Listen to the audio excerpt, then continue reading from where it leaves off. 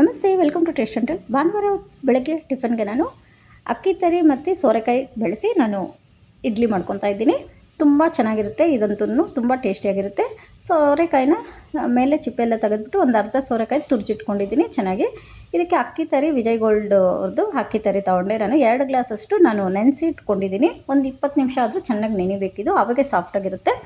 ಆಮೇಲೆ ಎಲ್ಲ ನೀರೆಲ್ಲ ತೆಗೆದುಬಿಟ್ಟು ನೀರೆಲ್ಲ ಫುಲ್ಲು ತೆಗೆದುಬಿಡಬೇಕು. ತೆಗೆದುಬಿಟ್ಟು ಚೆನ್ನಾಗಿ ಕಿವಿಚ್ಬಿಟ್ಟು ಒಂದು ಬೌಲಿಗೆ ತೊಗೊಂಡು ಹಾಕ್ಕೊಂಡು ಇದಕ್ಕೆ ಸಬ್ಬಕ್ಕೆ ಸೊಪ್ಪು ಜಾಸ್ತಿ ಹಾಕ್ಕೋಬೇಕು. ಕೊತ್ತಂಬರಿ ಸೊಪ್ಪು, ಸಬ್ಬಕ್ಕೆ ಸೊಪ್ಪು, ತುರಿಜಿಟ್ಟಿರೋ ಸೋರೆಕಾಯಿ ಎಲ್ಲ ಹಾಕ್ಕೋಬೇಕು. ಜೀರಿಗೆ 1 ಸ್ಪೂನು, ಶುಂಠಿ 1 ಸ್ಪೂನು, ಮತ್ತು ಹಸಿಮೆಣ್ಸಿಕಾಯಿ ಖಾರಕ್ಕೆ ತಕ್ಕಂಗೆ, ರುಚಿಗೆ ತಕ್ಕ ಉಪ್ಪು, ತೆಂಗಿನಕಾಯಿ ತುರಿ ಒಂದಷ್ಟು ಹಾಕ್ಕೊಂಡಿದ್ದೆ, ಕಟ್ಟಿ ಮೊಸರು ಇಷ್ಟನ್ನು ಹಾಕ್ಕೊಂಡು ಚೆನ್ನಾಗಿ ಮಿಕ್ಸ್ ಮಾಡಿಕೊಂಡು ನಾವು ಇದನ್ನು ಮಾಡ್ಕೋಬೇಕು. ಇದು ನಾನು ಸ್ಟೀಮರಲ್ಲಿ ಇಟ್ಕೊತಾ ಇದ್ದೀನಿ.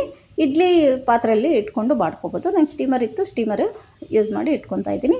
ಇದರಲ್ಲಿ ಬಾಳೆ ಎಲೆಯಲ್ಲಿ ಮಾಡಿಕೊಂಡ್ರೆ ತುಂಬ ಫ್ಲೇವರ್ಫುಲ್ಲಾಗಿರುತ್ತೆ. ಅದಕ್ಕೆ ನಾನು ಬಾಳೆ ಎಲೆಯಲ್ಲಿ ನಾನು ಮಾಡ್ಕೊತಾ ಇದ್ದೀನಿ.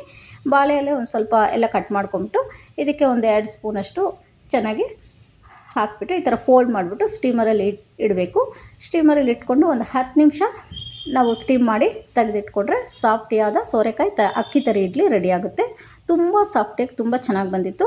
ಇದಕ್ಕೆ ಟೊಮೆಟೊ ಚಟ್ನಿ, ಖಾರ ಚಟ್ನಿ ಮತ್ತು ಕಾಯಿ ಚಟ್ನಿ ಎಲ್ಲ ಮಾಡ್ಕೋಬೋದು. ನಾನು ಕಾಯಿ ಚಟ್ನಿ ಮಾಡ್ಕೊಂಡಿದ್ದೆ, ತುಂಬ ಚೆನ್ನಾಗಿರುತ್ತೆ ಅಂತ. ಅದು ಬಾಳೆ ಎಲೆಯಲ್ಲಿ ಮಾಡಿಕೊಂಡ್ರೆ ಅಷ್ಟು ಫ್ಲೇವರ್ ಅಂತೂ ಅಷ್ಟು ಚೆನ್ನಾಗಿರುತ್ತೆ, ತುಂಬಾ ಟೇಸ್ಟಿಯಾಗಿ ಇತ್ತು.